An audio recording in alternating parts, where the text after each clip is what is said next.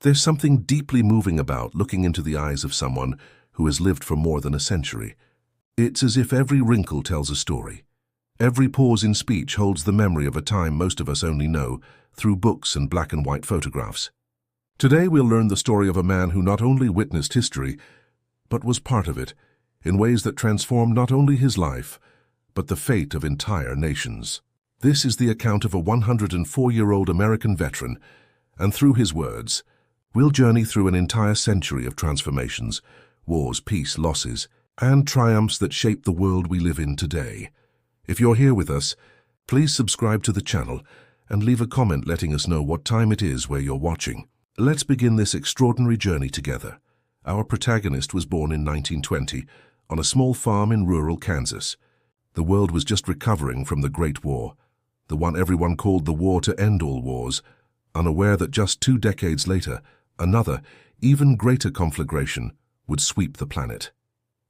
He was born in rural America, where most people still lived without electricity, cars, or telephones.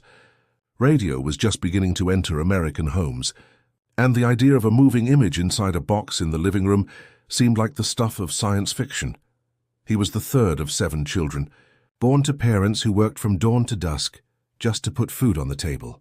His mother washed clothes by hand, using water pumped from a well in the backyard. His father plowed the fields with the help of 2 stubborn mules, who, he often recalls with a smile, had stronger personalities than many of the humans he met throughout his life. His childhood was marked by simplicity, but also by a richness that money could not buy, the love of a close-knit family, the freedom to run barefoot through golden wheat fields, and the certainty that although life was hard, there was always a purpose in each day's work.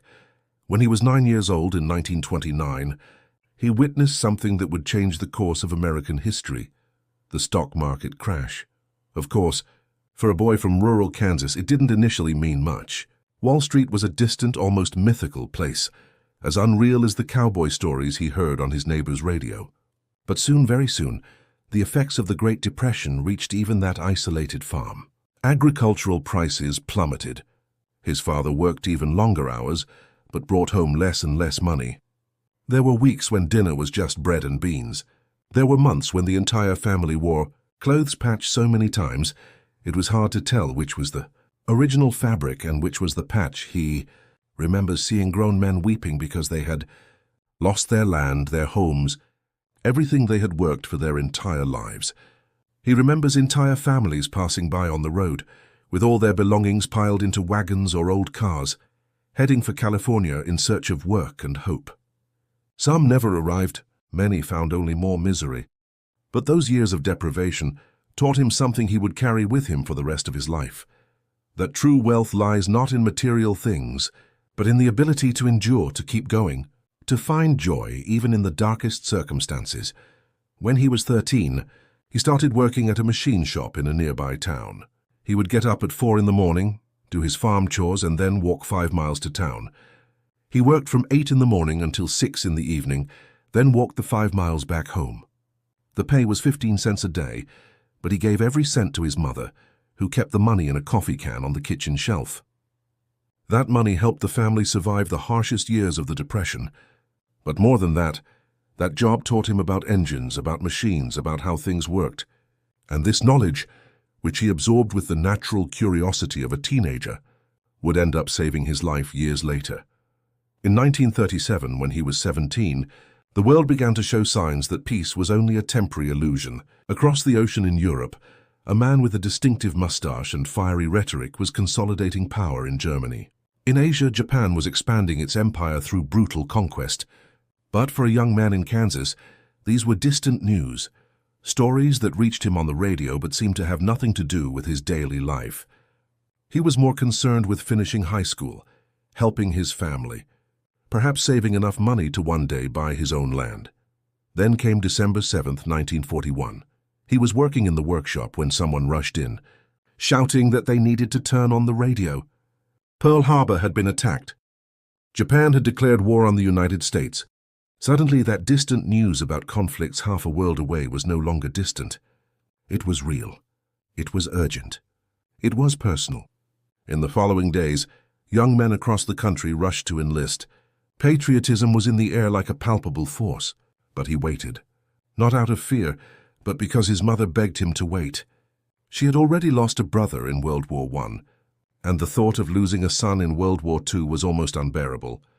But in June of 1942, at the age of 22, he made the decision that would change the course of his life. He enlisted in the United States Army. He remembers the morning he left. His mother tried to be strong, but tears streamed down her face as she hugged him. His father squeezed his hand tightly, with the firm grip of a man who works the land, and simply said, "Come home, son." His brothers and sisters crowded around him, some crying, others trying to smile. He carried a small suitcase with a few clothes and a Bible his mother insisted he take. And then he boarded the train that would take him to boot camp, staring out the window as the only life he had ever known disappeared into the distance. Basic training took place at Fort Riley, Kansas. It involved months of rigorous discipline, waking up before dawn, grueling marches, learning to shoot, follow orders, and work as part of a unit. But for someone who had grown up working hard on a farm, physical training wasn't the biggest challenge. The challenge lay in preparing himself mentally for what lay ahead. It was looking around and realizing that some of those young men training alongside him wouldn't be coming home. It was making peace with the possibility of his own death, finding courage even when fear threatened to paralyze him. They discovered his talent with machines and engines, and he was assigned to become a tank mechanic. He was sent for further training, where he learned every detail, every screw, every system of the Sherman tanks that would become crucial in the war. He learned to make repairs in the field, often under enemy fire. He learned to work quickly, because minutes could mean the difference between life and death for the crew of a damaged tank. And in March of 1944, he received his orders. He was being sent to England as part of the preparation for something big, something everyone knew was coming, but no one could talk about openly. The Atlantic crossing took 2 weeks. He traveled on an overcrowded transport ship with thousands of other soldiers, all crammed into bunks stacked one on top of the other. The sea was rough and most of the men were seasick. There was a constant fear of German submarines. They slept with their life jackets next to their beds. At night, the ship sailed in complete darkness, and he lay in his bunk, listening to the roar of the engines and the groaning of the ship's hull, thinking of home, of his family, of whether he would ever see the golden fields of Kansas again. They arrived in England in early April. They were billeted at a military base in the south of the country, and there they continued their training. Even more intense now, with a palpable sense of urgency. Everyone knew something big was coming. They could feel it in the air. And then, in early June, they received the order. They were heading for France. The invasion was about to begin. He was assigned to a maintenance unit that would follow right after the assault troops. His job would be to keep the tanks running, keep them in combat, keep them fighting. On the night of June 5th, he was in a temporary camp near the coast. He could hear the constant roar of planes overhead, wave after wave of them heading for France, bombing the German defenses. The sky was filled with aircraft, so many they seemed to form a solid cloud. And then, on the morning of June 6th, D-Day, he was among the troops boarding ships to cross the English Channel. He wasn't part of the first assault wave. Thank goodness. But he would arrive soon after, when the beachheads were at least partially secure. He remembers the rough seas, the waves crashing against the landing craft, men vomiting, everyone trying to control the fear that threatened to consume them. He remembers the distant sound of explosions, the smell of smoke and gunpowder that wafted even over the water. And then, when the landing craft finally reached the beach, the ramp opened and he saw what war truly was. The sand was stained red. There was wreckage everywhere, destroyed equipment, bomb craters. There were bodies. He saw things that day that he could never fully describe, not even decades later. He saw the courage of men who pressed forward even under heavy fire. He saw the tragedy of lives cut short in the prime of their youth. In the following days and weeks, as Allied forces advanced deeper into France, he worked tirelessly. Sometimes he spent entire days without sleep, repairing tanks under artillery fire, replacing damaged tracks, repairing engines, keeping the Allied war machine moving. He saw tanks return from combat with shell holes, their crews wounded or dead. His work wasn't just mechanical. It was a constant race against time, against the enemy, against death. He was there when the Allied forces liberated Paris in August 1944. He remembers seeing Parisians in the streets, crying with joy, hugging the soldiers, throwing flowers. For the first time since arriving in Europe, he felt that maybe, just maybe, they could truly win this war. But the joy was short-lived. The war was far from over. In the following months, they advanced toward Germany, facing fierce resistance. The winter of 1944-45 was brutal. He remembers the piercing cold of the Ardennes, the Battle of the Bulge, when the Germans launched their last major offensive and nearly succeeded in dividing the Allied forces. He worked in that terrible cold, his fingers so numb he could barely hold his tools. He saw men die of cold, of exhaustion, of wounds that could not be adequately treated in the field. But they resisted. They pushed the enemy back. And in the spring of 1945, as the flowers began to bloom in the devastated fields of Europe, the Allied forces finally entered Germany. He was there when they crossed the Rhine. He was there when the Allied forces liberated the concentration camps, and he saw horrors that haunted him for the rest of his life. He saw the evidence of human evil in its purest form, and it changed something fundamental within him. In May of 1945, the war in Europe ended. He was in Germany when news of the surrender arrived.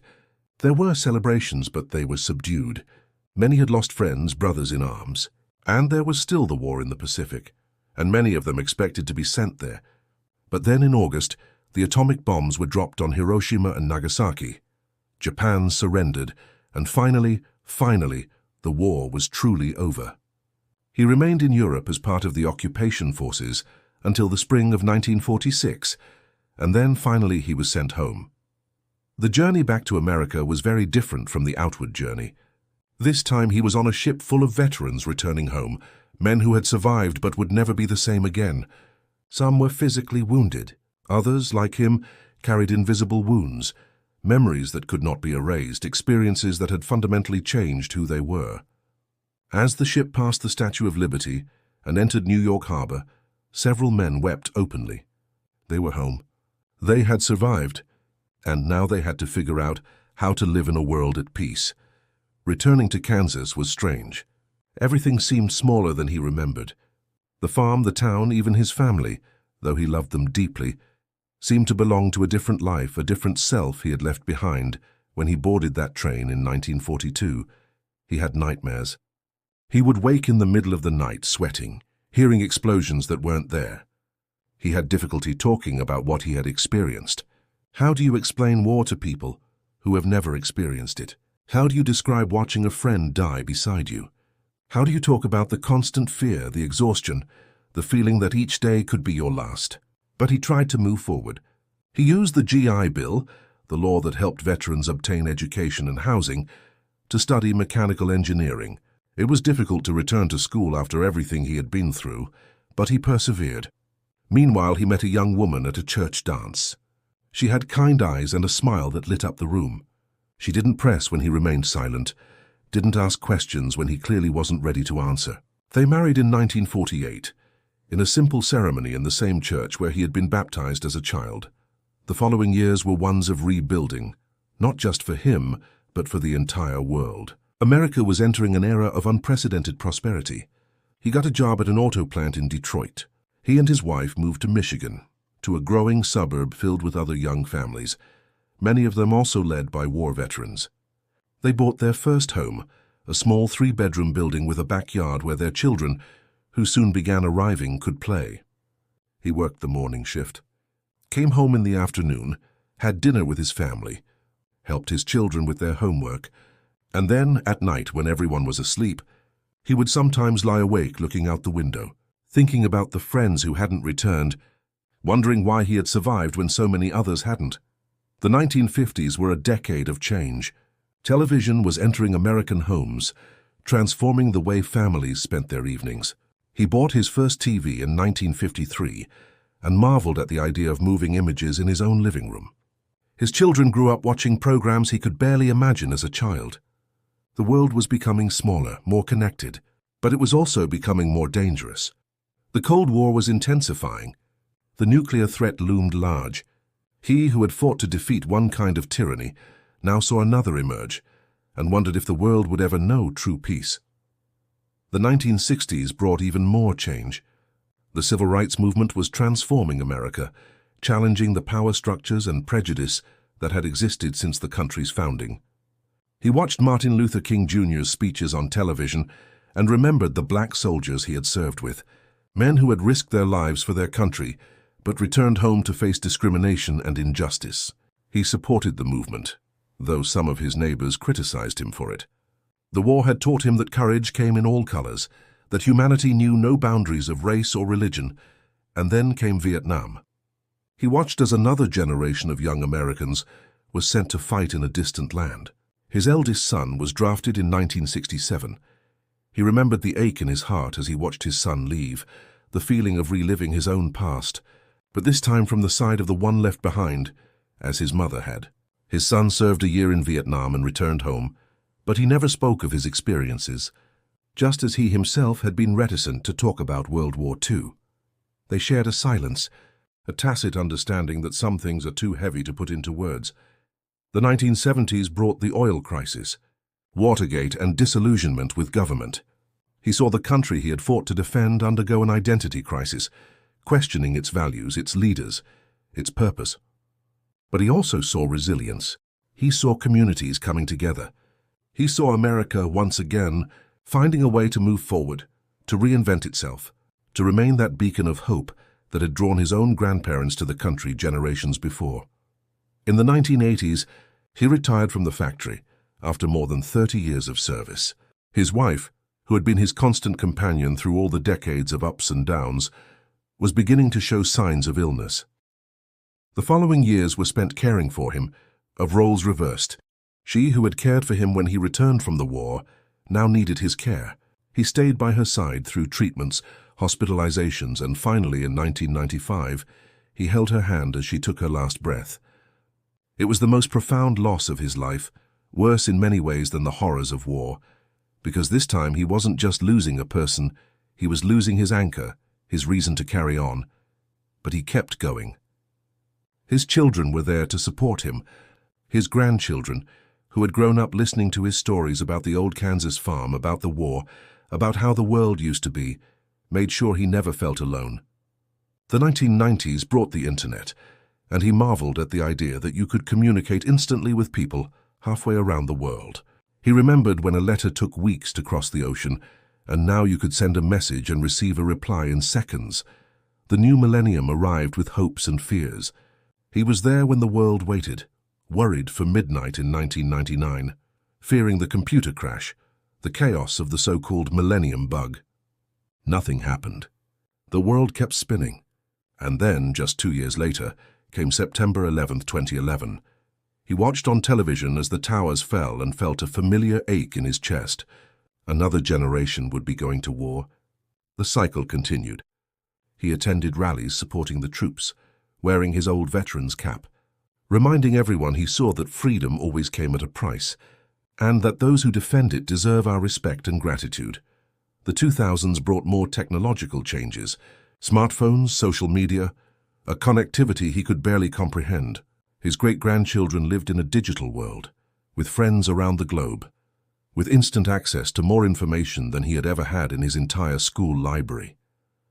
He tried to keep up, learned to use email, even created a Facebook account to see photos of his grandchildren and great-grandchildren, but always said he preferred a face-to-face conversation, a firm handshake to virtual contact. In 2020, when the pandemic shut down the world, he was 100 years old. He had seen pandemics before, had vague memories of the Spanish flu that killed millions when he was just a baby. He saw the world go into lockdown, saw store shelves empty, saw the fear in people's eyes even through masks. But he also saw once again human resilience. He saw neighbors helping neighbors. He saw communities finding new ways to connect. He saw science develop vaccines in record time, something that would have been impossible in his youth. Now at 104, he is one of the last survivors of World War II. Every year there are fewer veterans of that war. Every year the history they carry becomes more precious, more urgent to preserve. He still lives independently, though his children are always nearby to help when needed. His mind remains sharp, though his body shows the inevitable signs of a century of life. His hands, which once repaired tanks under enemy fire, now tremble slightly when he holds a cup of coffee. His eyes, which once saw the horrors of war and the beauty of peace, now require thick glasses to read. But his memory remains vivid. He reflects on the century he lived through with a mixture of admiration and concern. All for humanity's incredible achievements, for the technological advances that transform daily life, for the expansion of human rights, for the defeat of tyrannical regimes, for the exploration of space, for the eradication of disease. He saw humanity land on the moon, something that would have been considered pure fantasy when he was young. He saw the computer evolve from gigantic machines that took up entire rooms to tiny devices that fit in your pocket and have more processing power than the computers that guided the Apollo missions. But there's also concern. He worries about the division he sees in society, about how people seem more willing to shout than listen, more ready to judge than to understand. He who fought alongside men of all backgrounds, of all beliefs, united by a common purpose, is saddened to see how fragmented society seems to be. He worries about climate change, about what we're leaving for future generations. He who grew up with an intimate connection to the earth, who saw the natural cycles of the seasons, is alarmed by extreme weather patterns, by the loss of biodiversity, by how we're treating the planet. But above all, he remains hopeful. Because if there's one lesson a century of life has taught him, it's that humanity has an incredible capacity to overcome adversity, to adapt, to find solutions to problems that seemed insurmountable. He saw this in the Great Depression, when families banded together and found ways to survive. He saw it in World War II, when nations united to defeat tyranny. He saw it in the Civil Rights Movement, when ordinary people did extraordinary things to create a more just society. He saw it in the pandemic response, when scientists, health professionals, and ordinary citizens worked together to protect each other. When asked what his secret to a long life is, he laughs and says, "There's no secret. Just luck, good genes, and God's grace." But then, if you ask further, he'll share some lessons he's learned along the way. He'll say you should treat everyone with dignity and respect, regardless of who they are or where they come from. He'll say you should work hard, but not so hard that you forget to appreciate the simple moments. A meal with family, a walk on a beautiful day, the laughter of a child. He'll say you should face your fears, because courage isn't the absence of fear, but the willingness to act despite it. He'll say you should forgive, because holding grudges is like carrying stones in your pocket. They hurt no one but yourself. He talks about the importance of community, of having people around you who you can trust and who can trust you. He talks about the importance of having faith, not necessarily in a specific religion, but in something greater than yourself, in a purpose that transcends individual existence. He talks about the importance of learning from the past without getting stuck in it, of looking to the future with hope without ignoring the challenges of the present. He has a daily routine. He wakes up early, a lifelong habit that even old age couldn't break. He eats his breakfast, usually oatmeal with fruit, and reads the newspaper. Yes, he still reads the paper.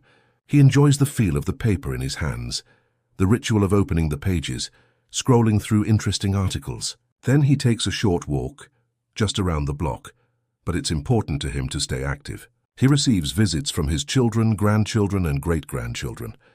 He tells stories, always the same stories, but no one cares because each time he tells them, there seems to be a new detail, a new perspective, a new lesson. Some afternoons he stops by the local library, where he volunteers as a mentor for young students. He helps with math and science, but more than that, he offers perspective. When a student complains about how hard life is because the internet is slow, he smiles gently and talks about growing up without electricity. When someone is anxious about the future, he shares stories about overcoming much greater challenges, not to minimize their problems, but to show that humanity has always found a way to move forward. He has a small garden in his backyard where he grows tomatoes, peppers, and herbs. It's a connection to his farm roots, to that boy who used to run through the wheat fields. He enjoys feeling the earth between his fingers, watching the plants grow and harvesting what he's sown. It's a comforting cycle, a reminder that no matter how much the world changes, some things remain constant. You plant, you tend, you harvest, simple, true, eternal. At night, before bed, he still reads his Bible, the same one his mother packed in his suitcase when he left for war over 80 years ago. The pages are yellowed, the cover is worn, but the words still offer comfort. He's not a fanatic. He doesn't force his beliefs on others, but his faith has been an anchor throughout his life, especially in the most difficult moments. And when he prays for the friends he's lost, the family he still has, and the world he will leave behind. There are times when he sits in his favorite armchair, the one worn from decades of use, and simply lets his mind wander. He remembers faces, so many faces. Some are clear as if he saw them yesterday. Others are vague, ghosts of memories slowly fading with time.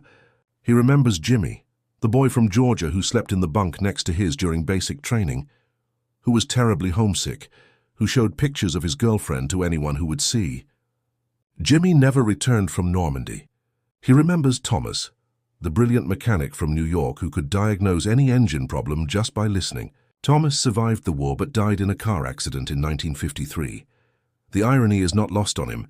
He remembers moments of startling beauty amid the horror of war. He remembers a morning in France after a night of heavy bombardment, when the sun rose over the devastated fields and he saw a single red flower growing among the rubble. He remembers hearing a soldier playing the harmonica on a still night, the music floating over the camp, bringing momentary peace to men who had forgotten what peace was. He remembers French children running alongside Allied convoys, smiling and waving, offering wildflowers they had picked, their innocence intact, despite everything they had experienced. He talks about how the war changed everyone who experienced it. Some men returned home and never spoke of their experiences, bottling it all up inside until it consumed them. Others talked too much, constantly reliving the battles, unable to leave the war behind. He tried to find a balance. He didn't talk about everything. There were things too heavy, memories too dark to share. But he also didn't deny his experiences. When his children were young and asked questions, he answered honestly but in an age-appropriate way. As they grew older, he shared more, helping them understand not just the history in books but the reality lived by those who were there. He's been thinking a lot about legacy lately, about what he'll leave behind when he finally passes. It's not a matter of material possessions. He never had much and never wanted much. It's a matter of values, of lessons, of stories. He wants his descendants to understand where they came from, the sacrifices made, the struggles fought so they could have the opportunities they have today. He wants them to understand that freedom isn't free, that democracy requires active participation, that rights come with responsibilities. He worries that younger generations, those who grew up in the relative peace and prosperity of the post-war era, may take for granted what took so much blood and sacrifice to achieve. Not their fault, but simply because they have never experienced what it's like to live under tyranny, never felt the real fear of having everything ripped away, never seen the true cost of war. He hopes that through their stories, through the stories of all the veterans of his generation, future generations can learn without having to relive it. When asked about his biggest regrets, he falls silent for a long moment. Then he says he regrets not spending more time with his children when they were young. He was always working, always focused on providing for his family, but he missed some precious moments. He missed some baseball games, some school plays, some important conversations that happened when he was at work or too tired to fully engage. He learned from this. With his grandchildren, he made a point of being present. With his great-grandchildren, he savors every moment, knowing that time is the most valuable gift we can give anyone. He also talks about the changes he's seen in family relationships over the course of a century. When he was young, three-generation families often lived under the same roof. Grandparents, parents, and children shared work, meals, and stories. There was a continuity, a natural transmission of wisdom and tradition. Now families are spread across the country, sometimes across the globe. People communicate by phone, by video call, but it's not the same as sharing a meal, working side by side in the garden, or sitting on the porch at dusk and simply being together. He doesn't romanticize the past. He knows there were many things wrong in those days. There was institutionalized racism, sexism, widespread poverty, a lack of opportunity for many. Life was hard, brutally hard at times, but there was also a sense of community, that seems to have been lost. Neighbors knew neighbors. People looked out for each other. When someone faced hardship, the community came together to help. He wonders if, in our pursuit of progress and individualism, we've lost something essential along the way. But he also recognizes the tremendous improvements.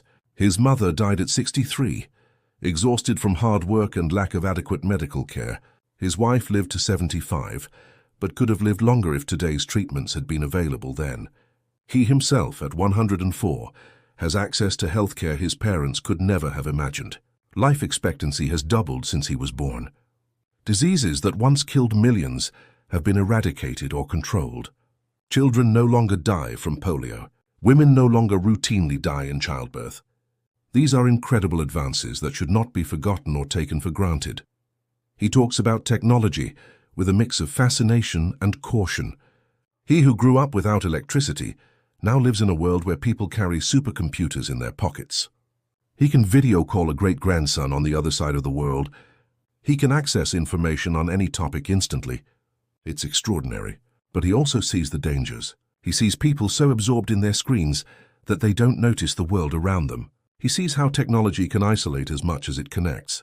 He sees how misinformation can spread instantly, how lies can circle the globe before the truth even steps into its shoes. He worries particularly about today's children, growing up in a digital world where every moment can be captured and shared, where mistakes can become permanent, where the pressure to present a perfect life online can be overwhelming. When he was young, you could make a mistake and move on. Now nothing is truly forgotten. Everything is recorded somewhere in the digital cloud. He wonders what effect this will have on future generations, on their ability to grow, change, and reinvent themselves. But he maintains an optimistic outlook. Every generation faces its own challenges. Every era has its own struggles. Today's youth may be facing problems he never imagined, but they also have tools he never had. They have access to more information, more connections, more opportunities than any previous generation. If he and his contemporaries could overcome the Great Depression and World War II, he believes future generations can overcome their own challenges. There's something he's always wanted to say to young people, and he occasionally gets the opportunity when students visit to interview him for school projects or when local journalists write stories about him. He says, "Don't wait until you're 70, 80, or 90 to start living for real. Don't postpone your dreams indefinitely. Don't assume there will always be time later. Time is the only thing you can't get back. Money can be earned again. Opportunities can arise again. But time once lost is gone forever." He says they should cherish the people in their lives. They should tell the people they love that they truly love them. They shouldn't leave important things unsaid, assuming there will always be a next time. He thinks of all the men he served with who died without having the chance to say goodbye to their families, without being able to tell them one last time how much they loved them, how grateful they were. He thinks of his own wife, and how grateful he is for telling her every day how much she meant to him, because when she left, he wasn't left with the weight of unspoken words. He also tells young people to be kind to themselves, not to be so harsh in their judgments about their own mistakes. Everyone makes mistakes. Everyone fails sometimes. What matters is not the fall, but whether you get back up again. He made many mistakes throughout his life. He said things he regretted. He made choices that, in retrospect, were wrong. But he learned from them. He grew from them, and he moved on. There's an interesting phenomenon he's noticed as he's gotten older. Things that seemed tremendously important when he was 20, 30, or 40 now seem trivial. Worries about what others thought of him, about having the right car or the right house, about impressing the right people. All of these simply faded away with time. What remained important were the simple things: relationships, experiences, moments of genuine joy, the feeling of having lived a life with purpose and meaning. He thinks about mortality more often now. How could you not at 104? He knows that each day could be his last. Every morning he wakes is a gift. He is not afraid of death. When you reach 100, when you have lost so many people you loved, death no longer seems like the enemy. It is simply the next step, the natural conclusion of a life lived. He is curious about what comes next. His faith tells him that he will be reunited with those who have gone before him. He would like to believe it. He would like to think that he will see his wife again, his parents, his friends who fell in the war. But even if there is nothing afterward, even if death is simply the end, he is at peace with it. Because he lived, really lived. He loved deeply. He worked hard. He made a difference, however small, in the world. He raised a family that now spans 5 generations. He served his country when called. He faced his fears. He kept his promises. He tried as much as possible to leave the world a little better than he found it. Recently, he was invited to speak at a local high school on Veterans Day. He was nervous, because although he'd told his stories many times, he'd never fully accustomed himself to speaking to large groups. But he went because he felt it was important. The students filled the auditorium. He stood on the stage, a small, frail centenarian man, and for a moment he wondered what those young people saw in him. Probably just an old man stuck in the past, irrelevant to their modern lives. But then he began to speak. He spoke about growing up in the Depression, about enlisting in the war, about seeing things no young person should have to see, about returning home and trying to rebuild a life, about the decades that followed, the changes, the challenges, the joys. And as he spoke, he saw something change in the faces of those young people. The initial uneasiness gave way to attention. Phones were put away, eyes fixed on him. And when he finished, when he made his final remark about the value of perseverance and hope, the auditorium fell silent for a moment. Then someone began to applaud, and soon everyone was on their feet applauding, and he saw tears in some students' eyes, saw teachers discreetly wiping their own. Afterward, dozens of students came to talk to him. They shook his hand, the hand that had repaired tanks, that had held his wife, that had rocked his children, grandchildren, and great-grandchildren. They asked questions. They wanted to know more. Some said he had changed their perspective, that they had been complaining about problems they now realized were trivial. One young woman told him she was about to drop out of school, but that his words made her realize that if he could overcome everything he had faced, she could certainly overcome her difficulties. That day meant a lot to him, because it showed him that his experiences, his stories still had value, that even in a world that seemed so different from the one he grew up in, the fundamental lessons of courage, perseverance, love, and hope still resonate. That maybe, just maybe, his stories can help guide the next generation as they navigate their own challenges. He thinks a lot about the wars that have happened since he served. Korea, Vietnam, Iraq, Afghanistan, and so many other smaller conflicts around the world. Each brought its own generation of veterans. Each left its own scars. He made a point of meeting veterans from these more recent wars. He goes to veterans' events, parades, commemorations. He hears their stories, sees the same distant look in their eyes that he sees in the mirror. Wars change, weapons change, but the human cost remains the same. He is careful about how he talks about war. He never glorifies it. He never romanticizes it, but he is also not pessimistic or defeatist. He believes there are times when fighting is necessary, when there are things worth fighting for, worth dying for, freedom, justice, the protection of the innocent. But he also believes that war should always be a last resort, that we must exhaust all other options first, because the cost of war is too high to be taken lightly. He remembers a specific moment during the war that has always stayed with him. It was somewhere in Germany near the end of the war. They had liberated a small town, and people were emerging from their basements and shelters, stunned, hardly able to believe that the war was finally over for them. He saw an elderly woman, perhaps his age now, sitting on the steps of what was left of her house. She was just sitting there, staring at the ruins, at everything she had lost. He approached, tried to offer help. She looked at him, this young American soldier, and in broken English said something he never forgot. She said it didn't matter who won the war, because in war everyone loses. Everyone loses something. That struck him deeply, because she was right. Even victors lose. They lose friends, brothers, children. They lose innocence. They lose pieces of their souls. Victory is necessary when you're fighting genuine evil, as they were in World War II. But even in victory there is loss, and that loss must be honored, remembered, never forgotten. He keeps a box in his closet. It's an old shoebox, worn and yellowed with age. Inside are his war memories, some medals he won, though he never wears or displays them, some black and white photos of young soldiers who will never grow old, some letters he wrote home, which his mother saved and later returned to him. A piece of shrapnel that nearly killed him in 1944, extracted from his shoulder by a field medic. A small stone he picked up from the beach at Normandy weeks after D-Day, when he had the chance to return and see the place where so many had fallen. He doesn't open this box often. It's too heavy. But sometimes on a significant anniversary, or when he's feeling particularly reflective, he takes it out and examines its contents. He holds each item, lets the memories flow, allows himself to feel the sadness, the loss, but also the pride, the gratitude for having survived, for having had the chance to live a long and full life that so many of his comrades were denied. There's one photo in particular that he always looks at the longest. It's of a group of soldiers, maybe 20 of them, all smiling for the camera. It was the spring of 1944, a few months before D-Day. They all look so young, so full of life and hope. He's there in the second row with a big smile on his face. Of the 20 men in that photo, only 4 survived the war. He's the last one still alive. All the others are gone now.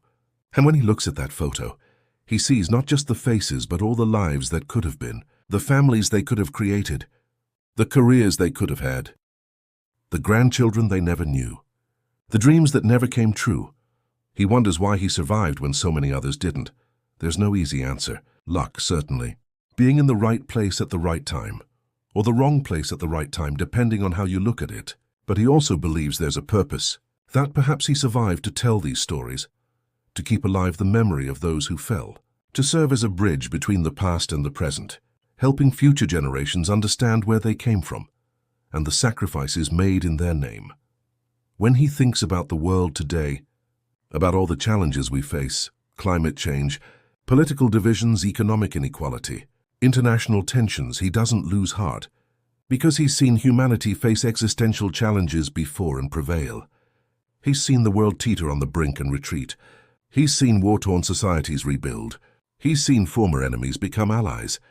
Germany and Japan, countries he once fought against, are now thriving democracies and close allies of the United States. If that's possible, what else is possible? He believes the key lies in the willingness to work together, to see beyond our differences to our shared humanity. During the war, he served alongside men of all backgrounds: white, black, Jewish, Catholic, Protestant, urbanites, farm workers, educated men, and men who could barely read. And when the bullets were flying, none of that mattered. What mattered was that they trusted each other, cared for each other, fought for each other. If they could do that then, we can certainly do it now. He has advice for world leaders, though he doubts any of them would listen to a 104-year-old veteran. He would say, remember that you are serving the people, not yourselves. Remember that the decisions you make affect real lives. Before starting a war, think of the young people you will send to fight. Think of the families that will be destroyed. Think of the cost, not just in dollars, but in human lives. And if you still decide that war is necessary, then fight to win. But always with honor, always with humanity, never losing sight of the fact that even your enemies are human beings. He would also tell leaders, invest in peace with the same passion with which you prepare for war. Invest in education, in health, in economic opportunity. Because a world where people have hope, where they have opportunities to build a better life for themselves and their families, is a world far less likely to descend into conflict. Poverty, hopelessness, injustice, these are the seeds from which war grows. Fight these seeds, and you will have done more for peace than any army ever could. As he reflects on a century of life, there are moments of pure joy that shine through the decades. He remembers the day his first son was born. He stood in the hospital hallway. They still didn't allow fathers in the delivery room back then, pacing nervously. And then the doctor came out and said, "It's a boy." And he felt a wave of love so deep, so overwhelming, it nearly knocked him over. He held that tiny baby in his arms, looked at that perfect little face, and made a silent promise that he would do everything in his power to give this son a better life than he had had. He remembers lazy summer days with his wife, sitting on the porch, drinking lemonade, not necessarily talking, but simply being together, comfortable in the shared silence that comes with decades of partnership. He remembers the first time he saw the ocean, on a day off during training. He had grown up in Kansas, surrounded by flat fields as far as the eye could see. Then suddenly there was this vast expanse of water stretching to the horizon, and he stood there on the sand, just marveling at the immensity of the world. He remembers teaching his son to ride a bike, running alongside him, holding the seat, and then that magical moment when he realized his son was balanced, pedaling on his own, and he let go, and his son kept going, screaming with joy. He remembers his daughter's college graduation, seeing her on stage in her cap and gown, the first person in her family to earn a college degree, and feeling such intense pride that tears rolled down his face. He remembers holding his first grandchild, this tiny miracle that was part of his son, part of himself, and realizing that this was a form of immortality, that even after he was gone, part of him would live on in this tiny being and in all future generations. He remembers dancing with his wife on their 50th wedding anniversary, moving slowly to her music, both of them older, slower, but their love still as strong as it had been when they were young and in love. These memories, these moments of joy and love, are what make life worthwhile. Not the great achievements, not the public recognition, not the material possessions. They are the quiet moments of connection, of belonging, of love. They are the shared laughter, the meals together, the late-night conversations, the holding of hands, the comforting hugs, all the thousands of little moments that make up a life well lived. He thinks about his legacy in a very personal way now. He will leave behind 5 children, 13 grandchildren, 26 great-grandchildren, and currently 4 great-great-grandchildren. It's a family tree he could never have imagined when he was that scared young soldier going off to war, wondering if he would survive to see another dawn. All these lives, all these people who exist, because he survived, because he returned home, because he built a life and a family. It's humbling. It's inspiring. It's the greatest gift he could have received. There are so many things he wishes he could say to each of his descendants. So much advice he'd like to offer.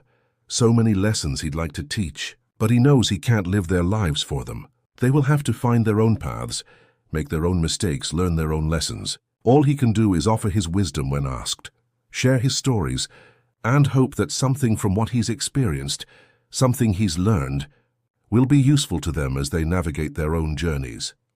If he could summarize the wisdom of a century in a few words, it would be this: be kind, be brave, be grateful. Kindness costs nothing, but means everything. A kind word, a kind gesture, can change someone's day, maybe even save a life. Courage doesn't mean being fearless. It means doing what's right even when you're afraid. And gratitude, the simple practice of recognizing the blessings in your life, no matter how small, can transform your entire perspective, can transform misfortune into sufficiency, can transform what you have into more than enough. He would also say, embrace change, but don't forget where you came from. The world will continue to change, likely at a rapid pace. Future generations will see advances and transformations they can't even imagine. But amid all this change, it's important to remember the lessons of the past, honor those who came before, and understand that you stand on the shoulders of generations of people who worked, fought, and sacrificed so that you could have the opportunities you have today. And finally, he would say, never lose hope. No matter how dark things seem, no matter how insurmountable the challenges seem, there is always hope. He lived through the Great Depression, when it seemed the entire country might collapse. He fought in a war that cost tens of millions of lives. He saw hatred and evil in their purest form, but he also saw kindness, sacrifice, love. He saw humanity at its best.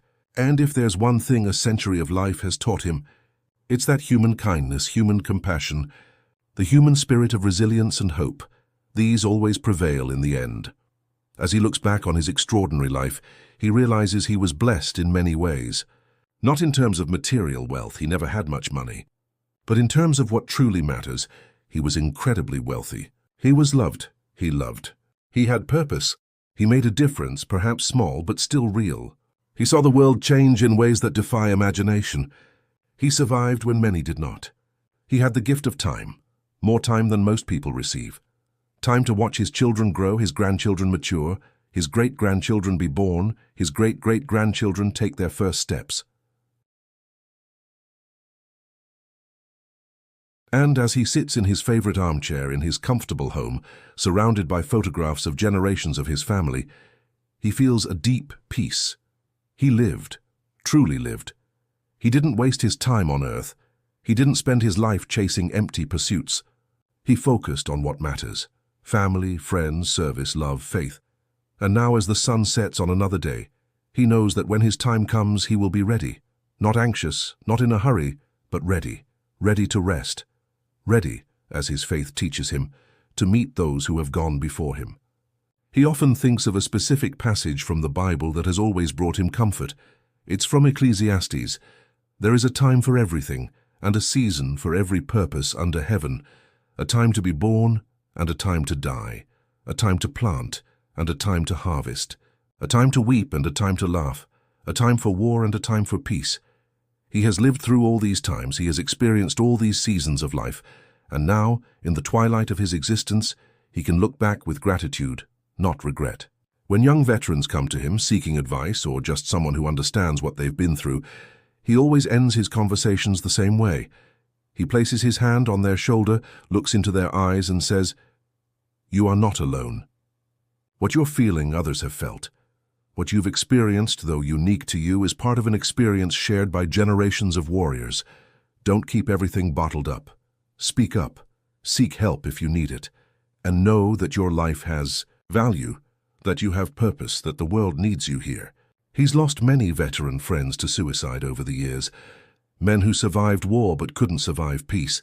Men who were broken by their experiences and never found their way back. It breaks his heart, because he knows that with the right support, the right treatment and people who care, many of them could still be here. That's why he's so passionate about ensuring that today's veterans receive the care they deserve. Not just physical medical care, but mental health care, emotional support, and help reintegrating into civilian life. He volunteers at a local veterans center, where he spends a few hours a week simply talking to younger veterans. He doesn't pretend to have all the answers. He doesn't pretend his experience in World War II is the same as theirs in Iraq or Afghanistan.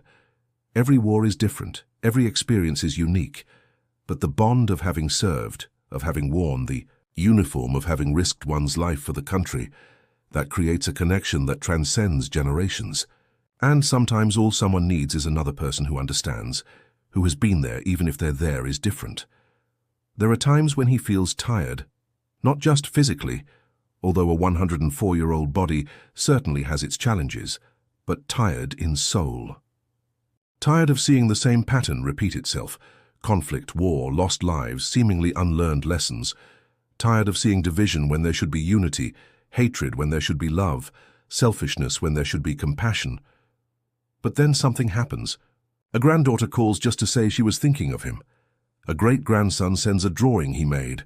A stranger stops on the street to thank him for his service, and he remembers why he keeps going. Because even small acts of kindness matter. Even small connections make a difference. Even a life lived quietly, without fanfare or recognition, has value if it is lived with integrity and love. He has a rose garden in his backyard that he meticulously tends. They are red roses, planted decades ago by his wife. After she passed away, he considered pulling out the bushes. It was too painful to see them and be reminded of her. But then he realized that keeping them, caring for them, watching them bloom each spring, was a way to keep her alive in his heart, to honor her memory. Now he spends time every morning in his rose garden, pruning, watering, talking to the flowers as he used to talk to his wife. His neighbors probably think he's a bit senile, an old man talking to plants. But it doesn't matter. The roses bloom gloriously each year, and he feels her presence there. He also planted a tree for each of his children when they were born. 5 sturdy trees that are now decades old, tall and strong, providing shade for his yard. He likes the metaphor. You plant a small seedling, something fragile that needs care and protection.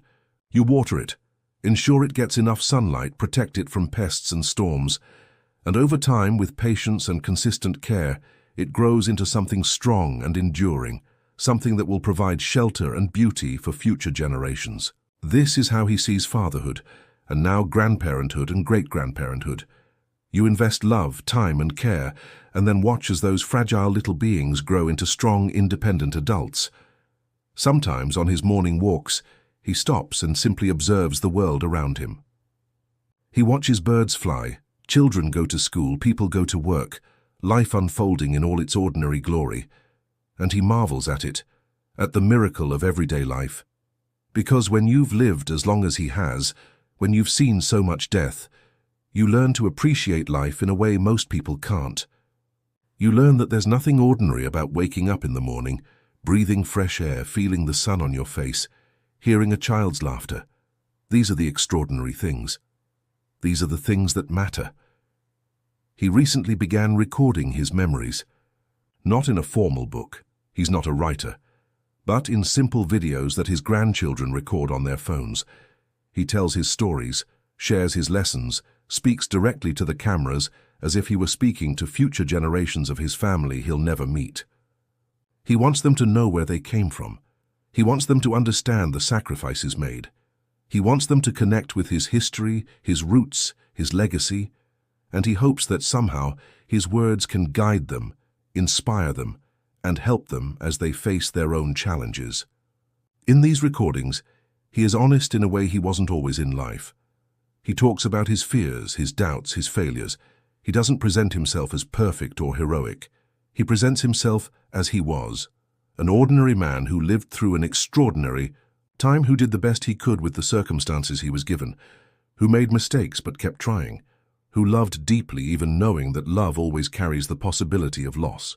There's a question he's often asked: what would you tell your younger self if you could go back in time? He thinks about it carefully every time, and his answer is always the same. He would tell his younger self to worry less, to not waste so much energy worrying about things over which he had no control. He would tell him to hug his wife more often, to play with his children more, to not always be so focused on work, the next goal, the next achievement. He would tell him to savor the moments, because they pass much faster than you imagine when you're young. But then he adds, although if I could go back and change things, I wouldn't change the big events.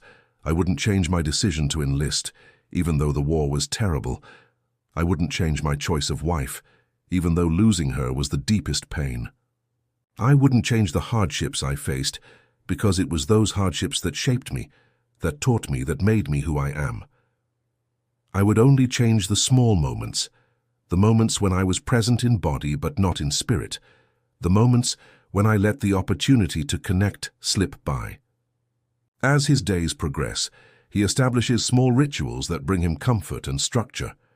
Every morning after breakfast, he takes a moment to look at a specific photo of his wife. It's from their honeymoon, taken on a beach in California. She's smiling at the camera, beautiful and young with her whole life ahead of her. He gently touches the glass and says good morning, as if she can hear him. Every night before bed, he reads a few pages from his worn Bible, finding comfort in the familiar words that have been his constant companion for over a century. Once a week, he writes letters. Yes, real letters, handwritten on stationery. He writes to his children, though he sees them regularly. He writes to his grandchildren and great-grandchildren, sharing memories, offering advice, simply letting them know he's thinking of them. He knows that in an age of instant messaging and email, his handwritten letters are outdated. But there's something about the physical act of writing, about knowing he touched the paper with his own hands, that feels more personal, more lasting. And he hopes that long after he's gone, these letters will be kept, read and reread, a tangible connection between him and future generations. He was recently interviewed for a documentary about World War II. The filmmaker was collecting stories from the last surviving veterans, knowing that within a few years there would be no one left alive who had experienced those events. During the interview, which lasted several hours over several days, he shared things he had never spoken about before. Perhaps because he knows his time is running out, perhaps because he feels an obligation to tell the whole truth, no matter how difficult. Perhaps because he wants future generations to fully understand, not just the moments of glory, but the moments of horror, of doubt, of broken and mended humanity. The filmmaker asked him at the end, "Do you have any regrets?" He was silent for a long time, looking at his hands, those hands that built so much, that repaired so much, that held so much. Finally, he said, "My only true regret is that I couldn't save everyone. There were men who died waiting for their tanks to be repaired, men who might have survived if I had been faster, more skilled, luckier. I know rationally that I did all I could, that I saved many, that it wasn't possible to save everyone. But the heart isn't always rational, and there are faces I see when I close my eyes, faces of men I couldn't help, and I carry those faces with me every day. But then he also said, and yet, looking back on it all, I am grateful. Grateful to have survived when so many did not. Grateful to have had the opportunity to make a difference, however small. Grateful to have loved and been loved. Grateful for every additional day I received, every sunrise, every sunset, every moment with my family. Gratitude doesn't erase sadness, it doesn't undo loss, but it makes it all bearable. It makes it possible to move forward, to find joy again, to live fully even after having seen so much suffering. And so we come to the end of this extraordinary story, though the story itself is not yet completely over. Our 104-year-old veteran continues to live, each day a gift, each moment precious. He continues to share his stories, continues to offer wisdom, continues to be a living bridge between the past and the present. He has lived through the entire modern era, from a time without electricity to the age of artificial intelligence, from horse-drawn carriages to self-driving cars, from when flight was an impossible dream to commercial space travel. His life is a testament to the human spirit, to the ability to endure, to overcome, to find meaning and purpose even in the most difficult circumstances. His story reminds us that history is not just about great events and famous figures, but also about the lives of ordinary people who did extraordinary things, who served quietly, who loved deeply, who persevered through unimaginable hardships. And perhaps the most important lesson of his century-long life is this, that no matter how difficult the times, no matter how bleak the future seems, there is always reason for hope. There is always goodness in the world if you look for it. There are always people willing to help, to sacrifice, to care. And as long as there are people like that, as long as there are those who rise up in the face of adversity, who reach out to help a stranger, who choose love over hate, compassion over indifference, there is hope for us all. When he looks around now at his small house filled with memories, at the photos on the walls telling the story of 5 generations, at the blooming rose garden outside, at the worn Bible beside his chair, he feels a deep peace. He fulfilled his duty. He lived with honor. He loved well. He will leave behind a legacy of family, of service, of perseverance. And when his final day comes, he will not fear, because he knows he lived each day to the best of his ability. And so in these last words, he wants to share something he's held in his heart since he was that frightened young man going to war. It's a prayer, a gratitude, an acknowledgement of something greater than himself. He says, his voice still firm at 104, his eyes looking upward, as if he can see beyond the ceiling, beyond the sky. I thank the Lord God for every day I have been given, for every breath, every sunrise, every moment of joy, and even every moment of sadness, because they all taught me, shaped me, and made me who I am. I am grateful that I was brought back from war when so many others were not. I don't know why I was spared, but I choose to believe it was for a reason, and I hope I honored that reason to the best of my ability. I thank the Lord God for my family, for the wife who loved me through all my imperfections, for the children who gave me purpose, for the grandchildren, and great-grandchildren, and great-great-grandchildren, who gave me hope for the future. I thank the friends I met along the way, for the comrades who fought alongside me, for all those who touched my life and allowed me to touch theirs. I thank you for the strength when I thought I had no more. I thank you for the courage when I was paralyzed with fear. I thank you for the faith when all seemed lost. I thank you for the ability to forgive when hatred would have been easier. I thank you for the hope that never completely abandoned me, even in the darkest moments. I thank the Lord God for this imperfect but wonderful country, for this land of opportunity where a boy from a poor farm in Kansas could grow up, serve, build a life, raise a family, and live to see 104 years.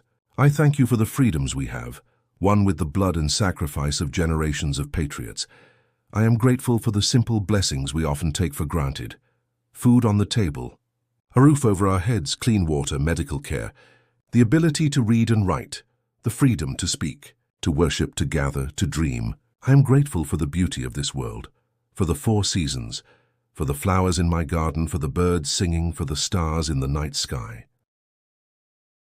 And finally, I thank the Lord God for the promise that this life is not all there is, that there is something beyond, that those we love and lose are not gone forever, but are merely waiting.